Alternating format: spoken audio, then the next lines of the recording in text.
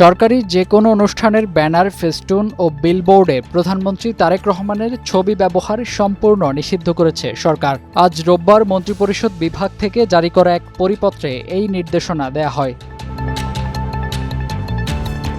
পরিপত্রে বলা হয়েছে, সরকারি অনুষ্ঠানের ব্যানার, ফেস্টুন কিংবা বিলবোর্ডে 3D কিংবা অন্য কোনো আঙ্গিকে প্রধানমন্ত্রীর ছবি ব্যবহার করা যাবে না। পাশাপাশি প্রচারণামূলক উপকরণের নকশা এমনভাবে প্রস্তুত করতে হবে যাতে অনুষ্ঠানের উদ্দেশ্য, বার্তা ও বিষয়বস্তু সুস্পষ্টভাবে প্রতিফলিত হয়। সংশ্লিষ্ট সব মন্ত্রণালয়, দপ্তর ও মাঠ পর্যায়ের কর্মকর্তাদের এই নির্দেশনা অবিলম্বে বাস্তবায়নের নির্দেশ দিয়েছে মন্ত্রিপরিষদ বিভাগ।